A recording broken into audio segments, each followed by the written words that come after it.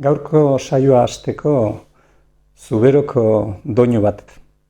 Jose Tomas de Uruñuela Gasteiztarra zan eta berak harmonizatu zuen 1930 guk ezagutzen dugun Maitia non zira.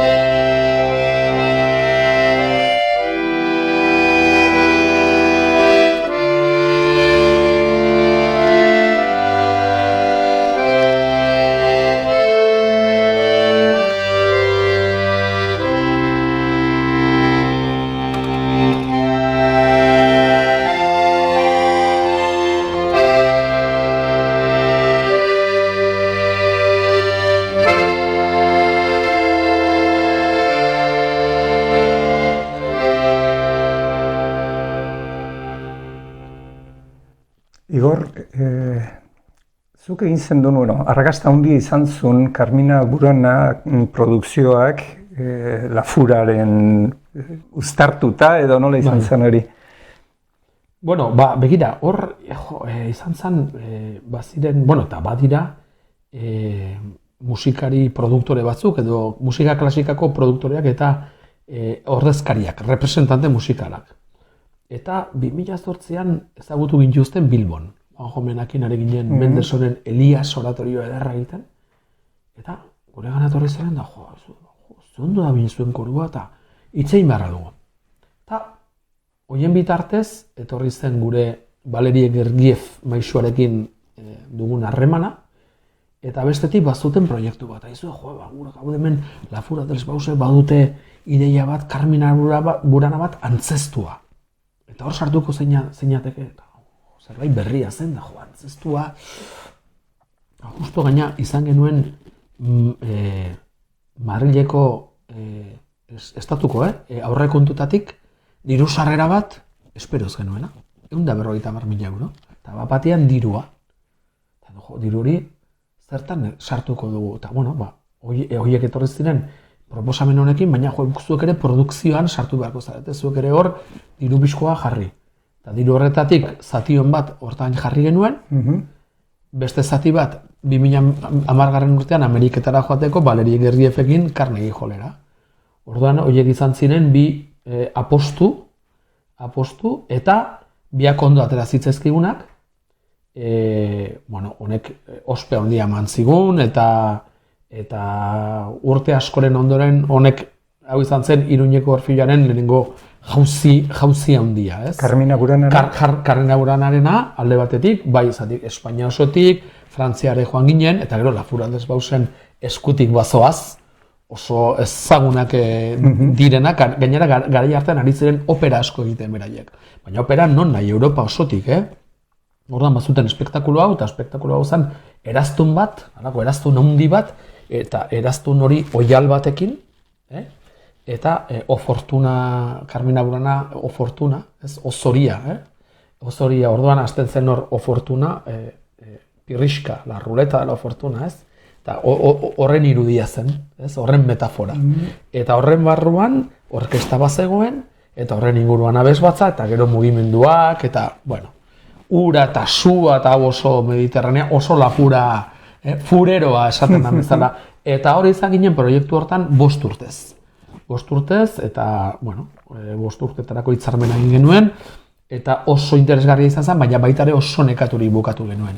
Horrek asko eskatzen zigun da, lan asko, kontzertu asko, antzestu beharra, Historia da, bidaia asko, zure abeslariek ez dira profesionalak. horregatik, eta joan beharra batzutan San Ferminetan egon gera kanpoan, Murtzian oroitzen naiz, San Ferminetan, Oviedon ere, San Ferminetan ere Lyonen, eta gero honek, nekea ere karri zigun, eta 5 urte horiek igaro ondoren gure hitzarmena hor bukatzen zen, da esakero, oraindik jarraitzen du, proiektu honek, baina orain ez dago abesbatza handi bat, baizik eta 20 lagun daude abesten, bakoitza bere pinganilloarekin, orkesta bat beharrean 2 piano perkusioa, flauta bat eta kontrabajo bat, garaiak desberdina dira.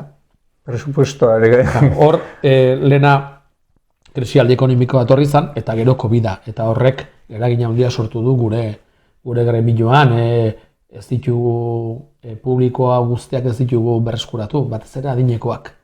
Eta gero, azkeneko urteetan, jende gaztea sartzea gero eta zailagoa da. Gaztea edo 30, 40 urtekoak. Bai, zergaitik, ohiturak aldatu direlako, gero gaur egungo musika, nik esaten du gure garaian baginela gu izan gera, 60garren edo 70garren mendean, bai.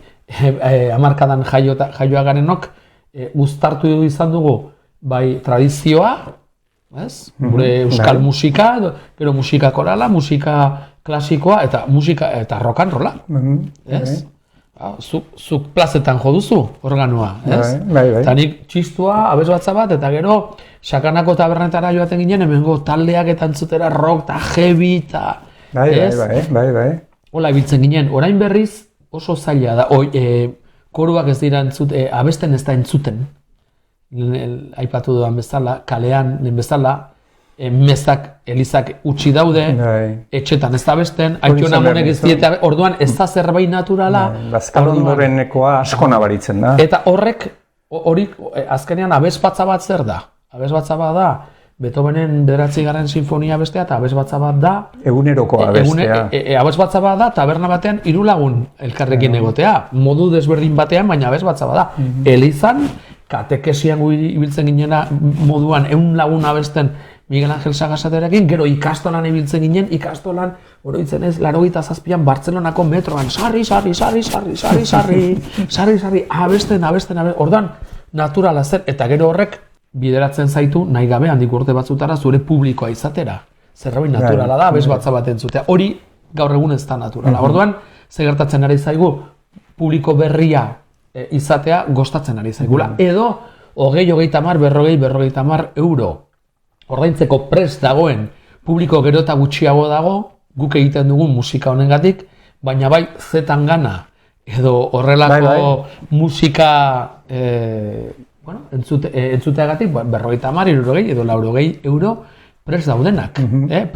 Orduan, momentu zail batean gaude. Horregatik asko aldatu dira. Garaiak, orduan gaur egun Carmen Amuranaren Lafuraz Lesbausekin egiten genuen hori orkestatako hori batekin oso zaila litzateke hori ordaintzea, baina esperientzi ederra izan zen guretzako, horrek izena eta ospea eman zigun, eta horri esker gero orkesta desberdinak entzun gintuzten, deitu gintuzten, da horri esker Londresera bi aldiz, Parisera, Rusiara, hori egin izan dugu. Egia da, azkeneko 4 urteak gogorrak izaten ari direla, eta zaila dela, orain atzerrira joatea, gero eta zailagoa da. Orain begira, Emiratoak eta Katar hor dago diru asko. Eta zenbait Europako orkesta anuntzioaten dira jotzera. Eta hango eliteak kultura maite dute, edo behar bada modan dagoen zerbait da, eta berriz Japonen, Txinan eta Japonen asko mantentzen da, ohitura dago Indonesian, Koreatan. maila oso handia abeslatzak. Tolosako lehiaketara asko etortzen dira inguru hortatik. Eta gero hezkuntza sistemak ere, hezkuntza sistematan musika eta beste arteak ere asko jorratzen dira, garrantzia ematen zaie. Oraindik Errusian adibidez ematen zaion bezala. Oraindik Errusian pianista, violinista, kabezariak erruz ateratzen dira. Bai, ateratzen dira, baina asko. Zergatik sisteman, hezkuntza sisteman uztarturi dagoelako, eta han garrantzia ematen zaiolako. Garrantzi handia ematen zaiolako. Hemen berriz ez diogu garrantzi hori ematen, da niretzako hori, lehen esan dut, akatsa handi bat dela. Aspalditxo honetan, Igor, aizea, Lorenzo Ondarra, Bakeikoarraren lana zabaltzen. Konta duzu pixka bat horri buruz. Nik Lorenzo Ondarra ezagutu nun kaputxino bezala altsasun. Esan dezakegu zure osaba bezala, ez da? Bai. Bueno, Lorenzorekin, mira, nik ama Bakeikoarra dut. Orduan, Fernandez Arrese, nire ama, eta Ondarra Quintana Tarrak, hormarekin. Etxeak ondoan, bai, aldekoak deitzen ziren, aldekoak, hola zen. Aldeko Angel, aldeko Dominika eta aldeko Juan da, aldeko Joakina. Eta begira, hori alde batetik, orduan nik familia txikitatik ezagutu dut. Nik ere Lorenzo ezagutu honen, noiz behinka joaten ginen mezatara, kaputxinotara, gero etxarrira etortzen zen. Hemen festetan, salbeak bezperatan, etxarriko abesbatzaren organo laguntzaile gisa, Erromara eta ere joan ziren, 78 edo 79an. Orduan Lorenzo sarritan etortzen zen, eta gero nik etxarriko zuzendaria nintzenetik hor partiturak eskatzen dizkion, berak ere ematen zizkidan, da harreman bat sortu zen, eta ni gainera bere iloba batekin ezkondurik nago. Gainera, orduan hor lotura asko. Eta beti izan naiz Lorenzoren oso zalea. Lorenzo Ondarra izan da Euskal Herrian izan dugun azkeneko 50-60 urtetako musikarik hobenetako bat. Dudik gabe. Eta unik hau defendatuko dut beti. Ze gertatzen da? Kaputxinoa zala. Eta gizon mila partitura bat egiten zuena eta bizpahiru zuzendariri pasatzen ziguna eta ez zen ibiltzen bera hor saltsan, etzen bere estiloa, ez? Beste batzuk, kompositoreak eta zilegia da, tolosari biltzen dira, inguruetan, abesbatzekin, beraiek egiten duten lanari, bultzada bat ematen dute, jakinarazi egiten dute, Lorenzo etzen estilo horretakoa. Espainiako sari nazionala jaso zuen, eta ara zer nolako humiltasuna zuen esaten zuela, exaekuo eman zioten garai hortan Espainian zegoen konpositore ezagunetako bat eta gaztenetako bat zen Tomas Markorekin. Eta Lorenzok esaten zuen, garrantzitsuna ez da, niri sari nazionala eman didatela, boizek eta Tomas Markorekin batera eman didatela. Pentsa. Eta gero diruarrekin nola zen, kaputxina gizon xumea kristau sakona, batzuk esaten dute Altsasuko kaputxinoen pilotalekoa bada pilotaleku bat, eta haien teilatua konpondu zutela. Eta beste batzuk esaten dute, gauza da berak diru horrekin, hor jasotako diruarekin, diru hori eskaini zuela. Orduan, gizon xumea zan. Barkatu, Igor, esaten dezunen gizon xumea zan, duela gutxi elkarrizketatu edo solasalditxo bat eukin non Kruzmari Martinezekin, eta berak Lorenzokatik esaten zidan, nik behar nunen abesbatzarako Benito Lertxundiren zerbait harmonizatu Lorenzoren ajuten itzen, eta ez bakarrik humila prestua beti. Bai. Altsasuko abesbatzak mustu zituen bere moldaketa, Oia Maskual herri, Matalaz, Herribera, edo beraien Ama Birgina Arkudengoa, Altsasuko doinua, Azkuek edo Aita Donostia jasotako doinua, Lorenzo bere harmonizatua dauka. Uartearrak, Lorenzo, ingo duzu gure Urgoiena Orbarrenaren bertsioaren harmonizazio bat? Etxarriko abes batza, bagoaz abestera, Habanerak Torre Viejara. Ingo duzu, todas las mañanitas, vuelve la aurora, horren moldaketa bat, Etxarriko abes batzarako. Eta beti musutruk. Beti prest. Baina, bueno, sari nazional bat. Hemen, maila honetan, baina bera egokitu zen, aita provintzialek esan zion, bueno, galditzu zaile altsasun, hor erakutsi marrazketa eta frantzesa ikasleei, eta berak hau ez sekulatzun esan, baina bazuen berak esperantza, aita Donostia bezala bere garaian, berare libre usteko musika murgiltzeko.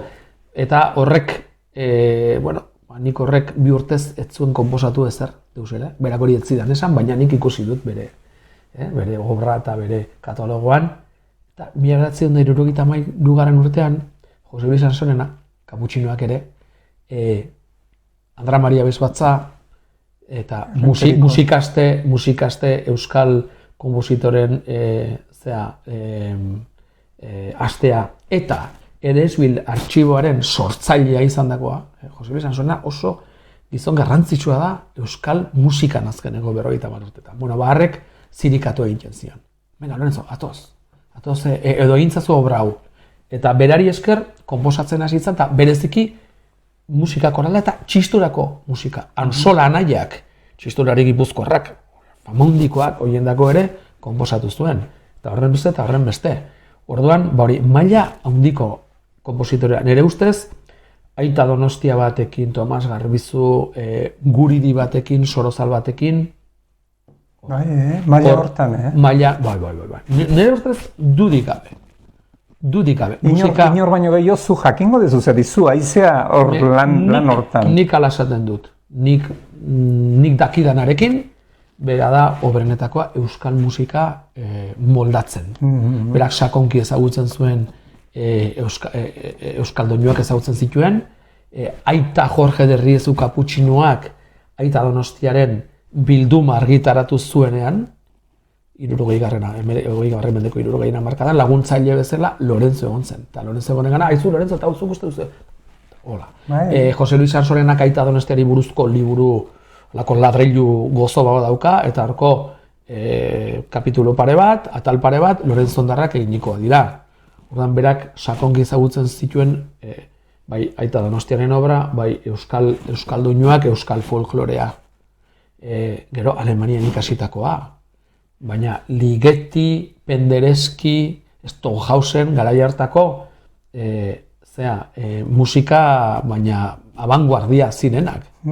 Eta berak gaitasuna zuen musika aleatoria eta musika ez tonala egiteko, eta berak hori da maite zuena, baina denborik ez zuenez. Eta gero Jose Luis Ansorenako zirikatzen hasi ezkero eta abes batzen mundu hortan murgildu zen. Da ni beti esaten dut behar bada sinfonia konposatzeko konpositore bikain galdu genuela, baina euskal musikarako, bai abes batzetarako eta bai txistu musikarako konpositore ikaragarrion bat irabazi genuela, bere ingurua, bere herria, Euskal Herrian maitatzen zuena eta bere herriari zerbitzu bat eman ziona. Dudik gabe. Hori zen Lorenzo ondarra eta merezi du toki garrantzitsu bat euskal musikagintzan. Gauza da bere errepertorioa erraza ez dela. Ez da... Abesbatzetako ez da erraza ez, bai hor interbalika, nola betxateko, abotsen noten arteko erlazio hori, bilakaera hori, ez da erraza. Musika harmonikoki oso interesgarria, sensibilidadea handikoa, baina ez da errexalde ez du ez egiten. Eta gero, azkeneko 25 urtetan, gure gizartea ere moteldu egin zaigu, gero maila musikalare jaitsi egin da, solfeo mailare, eta orduan Lorenzonen musika egitea ez da xamurra. Esan liteke, musika kulta bezala. Bai, gauza errexak dauzka, baina nolabait esateko balantza batean jarriko bagenuke, bere musika, erdi mailatik gorako zailtasuna dauka orokorrean. Eta horrek ez du laguntzen, baina, bueno, egin daiteke. Bere musika asko egin daiteke, zuzendariak ala nahi badute. Ekarri nahi nun Lorenzo Ondarran izena, gehien bat badakidalako aspaldidanik aizeala lan hori kanporatu nahian, ez da. Eta hori, posten ez nik ezagutza badut baita musikalki ere, baino ez da arrastoik hainbesteainoko balioa zunik, ez da. Dudik gabe. Eta gaina, Orfioarekin sarritan gertatu zait. Ondarra ezagutzen ez duen publikoa etorri, eta oso gustoko izan ditu eta Ondarraren obra bat. Eta batez ere, musikan, zerbait dakitenak eta adituak. Ez adituak horiek asko balorean jartzen dute bere musika. Orduan, Zuek Orfeoiakin abesten duzu, obra asko abesten ditugu eta obra asko mustu ditugu baita ere. Eta oraindik badira mustutzeko zenbait obra batzu zailak. Badauka obra bat, atonala, zortzia, hori koro profesional batek egitekoa dena, eta gero baditu hor, berazkeneko urtetan egin zituen Euskal Herriko probintzi guztietako gabon kanta bildumak. Piano eta ahots zuritarako. Ordan, nik ahots mistoa da Orfioia, orduan ahots zuritarako zerbait bakarrik egiten baduzu, eta gabonetan beti zaila da hori gure programazioan nola ipini, ez? Baina oraindik geratzen dira. Eta gero, Jesu Kristoren biziarien lau bost une garrantzitsuen buruzko obrak egin zituen, bai konumistorako eta metalentzako. Jaiotza, gero tenpluaren aurkezpena, gero erramoi gandea, ostegun santua eta heriotza eta berpizkondea. Eta hori, bere azkeneko 10 urtetan hori egin zuen. Jesu Kristoren biziari buruzko, nolabait izateko bildulma bat, eta gero Euskal Herri osoko provintzia guztietako 11 gabon kanta bilduma. Nolabait egin zuen bere bizia itxi azkeneko 10 urtetan eta utzi, hau egin dut.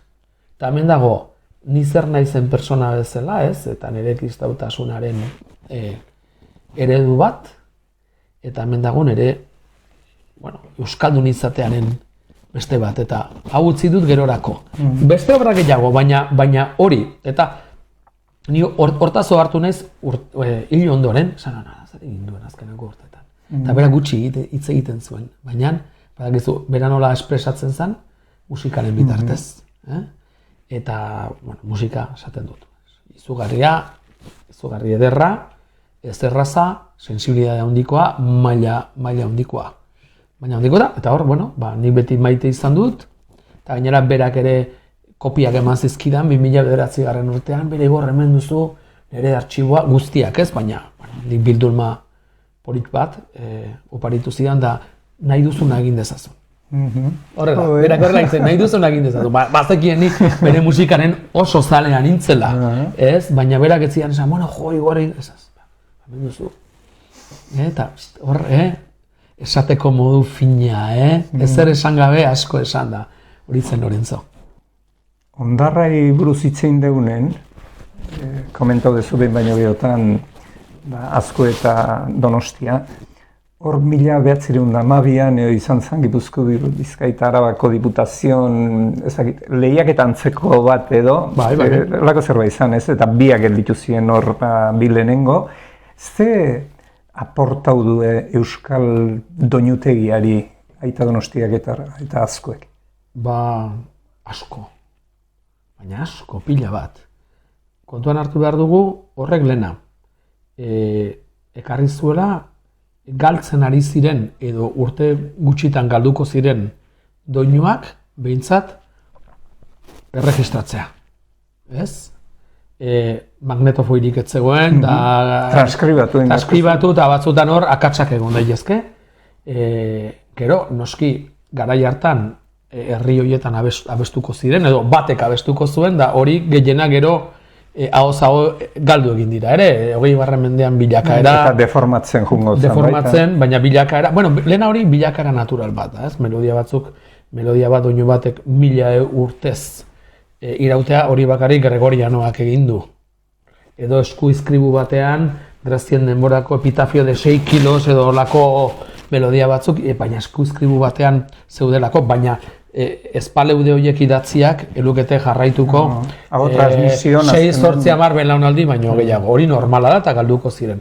Baina 20. mendean galera hori handiago izan da azkenean elektrifikazioarekin. Irratia, grabaketa biniloa, eta bar, ez? Orduan, euskal kultura oso orala izan da. Ez gara izan idaztekoak, eta orduan hor zegoen gure kulturaren belaunaldiko transmisio hori, eta orduan lan handia izan zen guzti hori lehena jasotzea. Eta gero, garai hortako konpositore handiak, Aita Donostioetako bat, baina Jesus Guridi bat, eta beste batzuk, kantutegi horiek hartu, eta abesbatzendako doinuak, doinu horiek moldatu zituzten. Gizonezko abesbatzetarako, kasu batzuetan, eta batez ere ja koru mistuetarako. Justu 1937 euskal abesbatzetan emakumeak hasi ziren sartzen. Lehena Iruñeko Orfeoia, gero Donostiko Orfeoia eta gutxinaka. Eta adibidez, Aita Donostiak harreman handia izan zuen Donostiko Orfeoiarekin, eta Donostiko Orfeoiak obra asko mustu zizkion. 1918, 22, Aita Hilario Lazaran, kaputxinoak baita ere, Iruñeko Orfeoiarekin. Txistuaren metodologia. Hor, 20. hamarkadan sekulako bultzada izan zen. Eta orduan, ze gertatzen da, euskal doinua oso silabikoa dela. Oso silabikoa, ez da melismatikoa. Nabait esateko musika andaluziarra bezala edo ez. Orduan, eta gero, melodiaren ezaugarriak ondo moldatzen dira, edo erraz moldatzekoa dira abesbatza batek dituen ezaugarriarentzako. Adibidez, jota bat, abesbatza batekin egitea, zaila da, melismak, eta gero bakarlari baten dako delako. Berriz, euskal musika, sarritan ikusten da, elkarrekin abestekoa dela. Adibidez, akerra ikusi dugu baratzean jaten, hori baztangoa da, eta badagor, 70 urteko grabaketa bat Maurizio Lizalde txistularia uste duzena, eta arek gizon talde batekin abesten. Hori taldean abesten baitzen, ez? Taldean abesten baitzen. Orduan, bueno, zer dugu lehena jasotzea, melodia horiek doinuei jasotzea, eta gero, korurako moldaketa horiek egiteak, harmonizazioak horrek segiten du. Doinu horiek Euskal Herri guztian ezagutuak izatea. Adibidez, Maitia Nunzira bat. Eta hori lehena abesbatzen mugimenduak egiten du. Gero, gerra ondoren 60. hamarkadan, 70. hamarkada batean, gero heldu dira hemen ez dokamairu eta mugimendu guzti hori. Eta baditugu zenbait melodia ezaguna direla mugimendu koralaren gatik, eta altzak ez du bihotzik. Altzak ez du bihotzik. Baita ere badaude koruentzako moldaketak.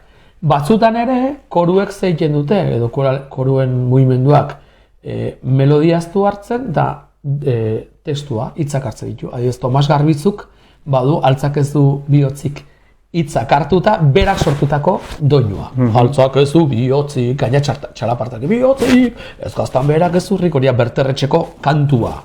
6. mendekoa uste dut dela erromantzea, uste dut, zuberokoa. Okerrezpanagoa, 6 edo 15 izan liteke. Bueno, orduan hor, sekulako alde batetik hori melodia jasu, gordetu, ez galdu, behintzat jakin zer etorri zaigun 19. mendetik edo sarritan 18. mendetik, ez? Hemen etxarrin aipatu du lehenago hemengo urte berriko kantua. Urborrena, melodia zaharra, 1884 urtean asko jaso zuen etxarrin, baina melodia hori izan liteke behar bada 18. mendekoa. Gero euskal, hori ez didazu galdetu, baina esan nuen, euskal folklorean, folklore askotan bezala, uztartzen da edo badago joan etorri bat, bai musika erlijiosoa eta musika ez erlijiosoa, profanoarekin. Ni beti adibide bezala jartzen du Johann Sebastian Bachek, bere kantata erlijiosotan, batzutan, doinu mai doinuak, tafel musik deitzen dena. Osea, mai doinua zer dira? Bazkaritan da, ardoz gozo gaudenean, abestekoak, doinoiak hartu, hitz erlijiosoa jarri, beste ritmo bat, beste harmonia bat, eta eraldatzen ditu, eta musika erlijiosoa egiten du. Igor, egun baten entzun nizun, kurioso egin zitzaidan, zatik esan zidatzun, niretzako doinuik, euskal doinuik politena, Belenen sortu zaigun jainkoa. Eta nahi aurrez, nire bigarren saioa Juanito Doronsorokin egin nun berso doinu lantzen, eta beak kamaraz kanpo berakin hitz egiten, eta esan zean, niretzako doinuik politena, Belenen sortu zaigun jainkoa. Ostras, ze koinzidentzia, bai? Bai, bueno, ala da, ni baditut bi, bata hori, Arraiozeko, edo Arraiozen aita Donostiak jasotako, bildutako doinua, eta bestea Garizuma Luzerik, Resurrezio Mariazko jasotakoa Ezkarotzen. Garizuma Luzerik doinua, nik uste dut jaso dugun bezala originala dela, gainera hango Zaraitzuko euskeran, oso euskera ederra, irur, egur, esaten du hor Garizuma, 40 egun dituela, orain Garizuman gaude, eta doinuare ototorea. Eta nik besto bi horiek baino ederragoa direnak, ez daitekela. Oie bezain ederra, baina hori baino ederrago, ez da. Hoi beste matek esan zuen baita, ez da? Hala da, hori nik hau irakurri nuen, Lorenzo Ondarrari buruz hitz egin dugu. Lorenzo Ondarrak Euskal Gabon kanten moldaketak egin zituen abesbatza eta orkestarako. Eta Andra Maria abesbatzak eta Euskadiko Orkestra Sinfonikoak, grabaturikoak 1980koa. Maila apartako grabaketa eta doinuak. Eta hor viniloan irakurtzen, eta hor aurkibidean, eta hor oharrak, eta azalpenak, eta hor Jose Luis Ansorenak idazten du, eta esaten du nola, Rabelek askotan esan zioten, zergatik maizu ez duzu euskal musika, beraz ziburukoa, euskal musika harmonizatzen eta errespetu handia ziola. Eta esaten zuen, euskal doinuak ezin zirela harmonizatu. Beldurra zuen, ematen zion alako, hemen ezariko naiz nik, hemen nolabitxerateko musika bortxatzen, hitz batean. Eta orduan berak, Belenen sortu zaigu jainkoari buruz esan zuen, hau bezain ederra diren melodiak egon daitezke, baina hau baino ederragoak direnak, baina hau baino ederragoak denik ez dago. Hori Maurice Ravel. Rabelek hori esaten badu, ez da gau erdiko gauntzaren ez dula, kontuz. Bai, euskalduna, iparraldekoa, eta bukatuko dugu, eta, kasualidadez izango da, baina aipatu dituzun doinu horiek, niko hain bukatzeko Belenen sortu zaigun jainkoa joko dut, eta aurreko saioko hasieran Garizuma Luzerik, niretzak hori oso politiak, baina nik badet beste doinu kutxun bat nahi gehiena gustatzen zaiona, baina etorriko da saioren bat botako detena. Horrerantzean. Igor, eskerrik asko, pilo bat eskertzen dizut, zurekin egon leike egunek eta egunek. Bueno, eta ni zurekin bai, Juanjo, oso gustera, musika eta gure kultura maite dugu. Hori da. Eta hemen saltsan gaude. Oso ondo, mila esker. Zuri, aio.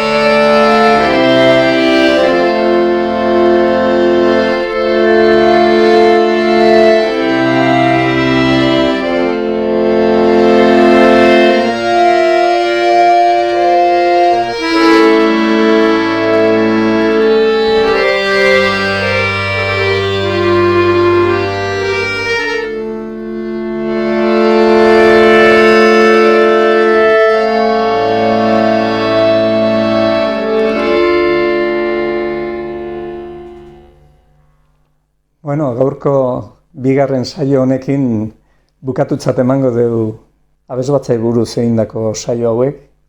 Eta badakizu lagun, ondo badatorkizu, urrun arte, eta ondo izan bitarte.